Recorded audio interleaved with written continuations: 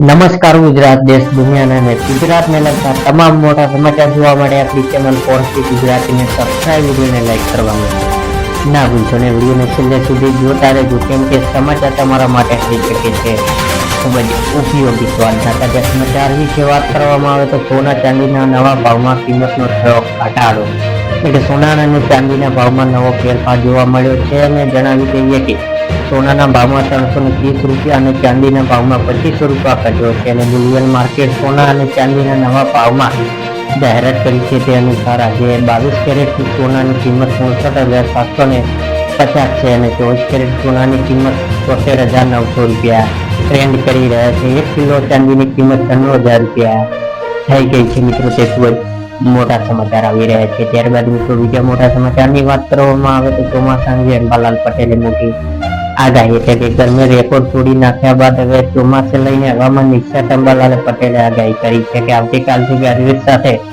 વરસાદની આગાહી કરાઈ છે, જેમાં દક્ષિણ ગુજરાત અને દક્ષિણ સૌરાષ્ટ્ર અને વાંધી વંટોળ સાથે આગાહી કરાઈ છે અને રાજ્યમાં ચોમાસાનો પ્રભાવ ધમાકેદાર રહેશે અને 10 જૂનથી ટેસ્ટ સિસ્ટમ સક્રિય થશે અને 12 જૂનથી મુંબઈ અને દક્ષિણ ગુજરાતમાં ભારે વરસાદ આગાહી કરાઈ છે અને આગામી પ્રમાણે આજે બપોર બાદ અમરેલી અને રાજકોટમાં કેટલાક વિસ્તારમાં વરસાદ પડ્યો છે. રાજકોટમાં ચરેલ દળવ સામે અને વંઢાળના ભારે પવન સાથે ધોધમાર વરસાદ પડ્યો છે મિત્રો અને ભારે પવનના કારણે અનેક જગ્યાએ વૃક્ષો ધરાયા ગયા છે મિત્રો. આ તરફ અમરેલી જિલ્લામાં તારીખ કથકના પણ વરસાદની ઝાપટા પડવાની સમાચાર મળ્યા છે મિત્રો. તે ખૂબ જ મોટા સમાચાર આવી રહ્યા છે. ત્યારબાદ મિત્રો બીજા મોટા સમાચારની વાત કરવામાં આવે તો ખેડૂતોને 8,000 નો હપ્તો એટલે કે કેન્દ્ર સરકાર દર વર્ષે ખેડૂતોને 6,000 રૂપિયા કિસાન સન્માન નિધિ આપે છે અને હવે તેમને આ રાજ્યમાં વાર્ષિક 8,000 રૂપિયા મળશે અને રાજસ્થાન સરકાર ખેડૂત માટે મોટી જાહેરાત કરી છે કે મુખ્યમંત્રી ભજનલાલ શર્મા કિસાન સન્માન નિધિ 2,000 રૂપિયા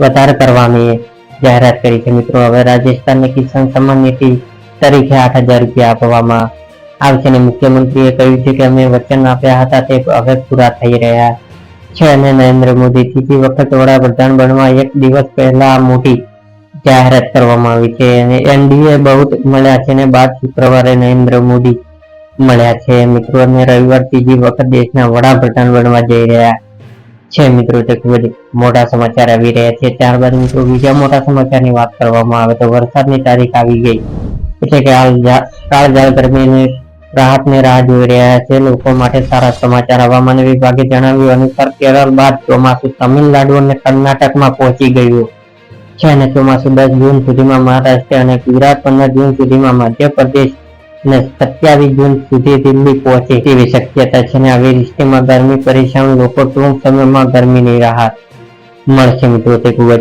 મોટા સમાચાર આવી રહ્યા છે. ત્યારબાદ મિત્રો બીજા મોટા સમાચારની વાત કરવામાં આવે તો 17મો હપ્તો જાય એટલે કે તમને જણાવી દઈએ કે આ પહેલા 16મો હપ્તો 28 ફેબ્રુઆરી રિલીઝ થયો હતો, જેને ખુદ પીએમ મોદીએ ડીબીટી દ્વારા 8 કરોડ ખેડૂતોના ખાતામાં ટ્રાન્સફર કર્યો હતો. જ્યારે આ યોજના હેઠળ લગભગ 12 કરોડ ખેડૂતોને નોંધણી છે કે આવી સ્થિતિમાં જ્યારે વિભાગના અધિકાર સાથે વાત કરવામાં આવે તો તેઓએ જણાવ્યું છે કે કરોડો રજીસ્ટ્રેશન પણ નકલી છે અને ઉપરાંત કેટલાક પાત્ર ખેડૂતોની ઈ-કેવાયસી અને જમીનની ચકાસણી કરી નથી. આવા ખેડૂતોને 16મો હપ્તો વંચિત રહ્યા છે. જો તેઓ બંને જરૂરી કામો પૂર્ણ કરી લે તો તેઓને એક સાથે બંને હપ્તા લાભ મળી શકે. તેથી મિત્રો ખૂબ જ મોટા સમાચાર આવી રહ્યા છે.